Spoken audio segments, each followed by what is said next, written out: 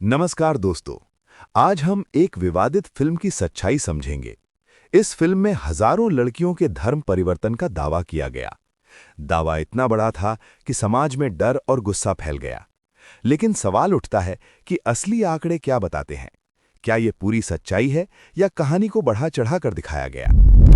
इस फिल्म के और फिल्म डायरेक्टर के अनुसार करीब 32,000 लड़कियों के साथ ऐसा किया गया है, जो कि आज के दिन सीरिया और यमेन के रेगिस्तान में दफन है। इतिहास में प्रोपेगेंडा की कई तकनीकें इस्तेमाल होती रही हैं। पहली तकनीक है बहुत बड़ा झूठ बार बार दोहराना। जब एक बात बार बार सुनाई जाती है तो सच लगती है। दूसरी तकनीक है आधी सच्चाई को पूरी कहानी बनाना। तीसरी तकनीक है भावनाओं को भड़काकर समर्थन हासिल करना। आज से 100 साल पहले हिटलर ने अपनी किताब माइन काम्स में बिग लाई टेक्निक बताई। इतना बड़ा झूठ बोलो कि लोग सोचें कोई इतना बड़ा झूठ नहीं बोल सकता, तो सच्चाई जरूर होगी। हिटलर के प्रोपेगेंडा मिनिस्टर गोइबल्स ने इसमें रेपिटेशन जोड़ी। झूठ को बार बार अलग अलग सोर्सेस से दोहराओ, लोग खुद यकीन कर लेंगे। तीसरी टेक्निक है हाफ ट्रुथ। झूठ में थोड़ा सच मिलाओ ताकि बात विश्वसनीय लगे। इन्हीं तीनों टेक्निक्स का इस्तेमाल द केरला स्टोरी फिल्म में दिखा।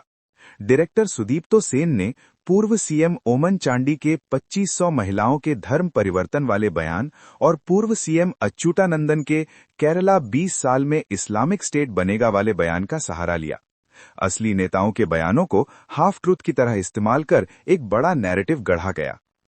आजकल द केरला स्टोरी फिल्म की काफी चर्चा है, लेकिन इस फिल्म में जो दिखाया गया है क्या वो सच है?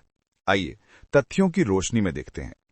पहला बड़ा दावा है केरला को बदनाम करना, जबकि सच ये है कि केरला भारत का सबसे बेहतरीन राज्य है। एजुकेशन में नंबर 1, हेल्थ केयर में नंबर 1 और ह्यूमन डेवलपमेंट इंडेक्स में नंबर 1। यहाँ हिंदू, मुस्लिम और क्रिश्चियन सब मिलजुल कर शांति से रहते हैं। यही यूनिटी इन डाइवर्सिटी की असली मिसाल है। दूसरा दावा है आईएसएस और आतंकवाद को लेकर।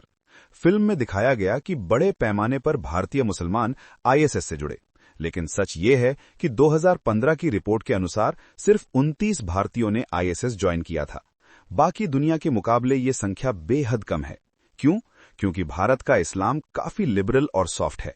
खुद आईएसएस भारतीय रिक्रूट्स को इंफीरियर मानता था। इसके अलावा 2009 में दारुल उलूम देवबंद ने फतवा जारी किया था कि भारत में मिलिटेंट जिहाद प्रोहिबिटेड है, और 2015 में 70,000 इंडियन मुस्लिम स्कॉलर्स ने मिलकर आईएसएस, तालिबान और अलकायदा के खिलाफ जॉइंट फतवा जारी किया। यही असली केरला स्टोरी है जिस पर हमें गर्व होना चाहिए। तीसरा और सबसे बड़ा झूठ है लव जिहाद। फिल्म में दिखाया गया कि जबरदस्ती धर्म परिवर्तन करवाया जाता है, लेकिन तथ्य क्या कहते हैं? 2017 में केरला सरकार ने 90 केसेस एनआईए को जांच के लिए भेजे। एनआईए ने 2018 में निष्कर्ष निकाला कि एक भी केस में जबरदस्ती धर्म परिवर्तन का सबूत नहीं मिला। इतना ही नहीं, 2020 में केंद्र सरकार के गृह राज्य मंत्री जी किशन रेड्डी ने खुद लोकसभा में लिखित जवाब दिया कि किसी भी केंद्रीय एजेंसी ने लव जिहाद का एक भी केस रिपोर्ट नहीं किया है। यानी लव जिहाद एक बड़ा झूठ है जिसे बार बार दोहराया जाता है, और असलियत यह है कि धर्म परिवर्तन दोनों तरफ से होता है। अप्रैल 2021 की रिपोर्ट के अनुसार केरला में 506 लोगों ने धर्म परिवर्तन के लिए रजिस्टर किया, जिनमें 47% लोग इस्लाम या क्रिश्चियनिटी से हिंदू धर्म में आए। 2021 के प्यू रिसर्च सर्वे ने भी बताया कि सिर्फ 0.7% लोगों ने हिंदू धर्म छोड़ा और 0.8% ने हिंदू धर्म अपनाया, यानी बैलेंस लगभग बराबर है। लव जिहाद का कॉन्सेप्ट सिर्फ मुसलमानों को नहीं बल्कि औरतों को भी कमजोर दिखाता है। ये सोच कि किसी भी औरत को बहलाकर कहीं भी ले जाया जा सकता है, ये औरतों की बुद्धि और आजादी का अपमान है। असल में ये पूरा खेल राजनीतिक है।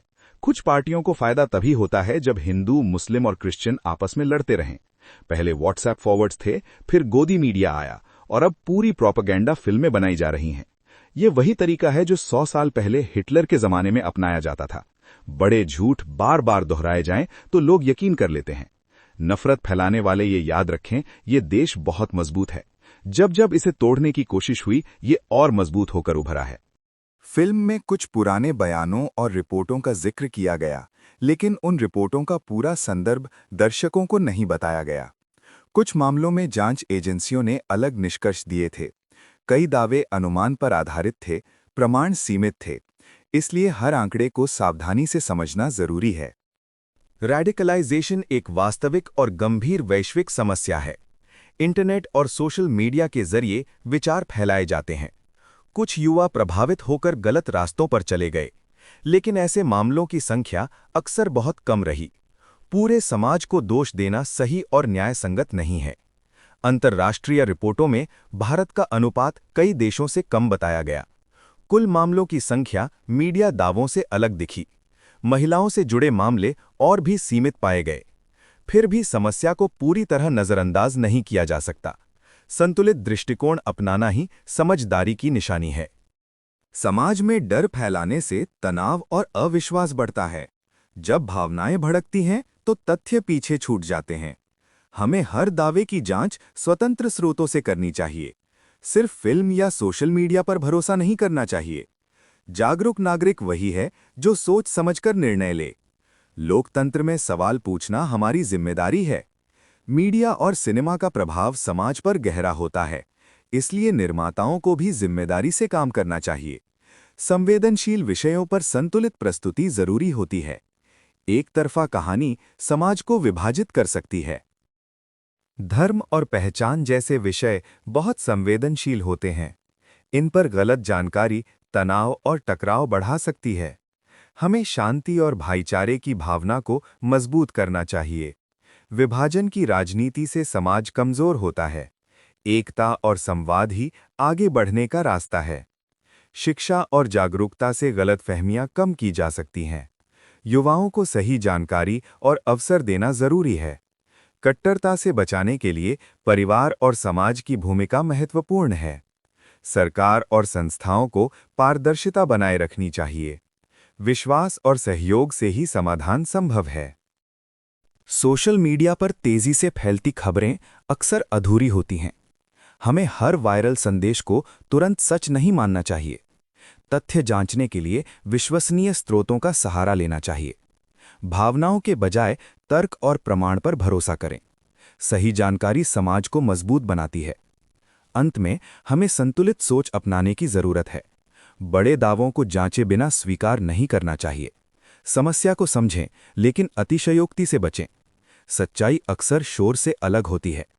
जिम्मेदार नागरिक बनकर ही हम बेहतर समाज बना सकते हैं। सच जानना हमारा अधिकार है और सच बोलना हमारी जिम्मेदारी।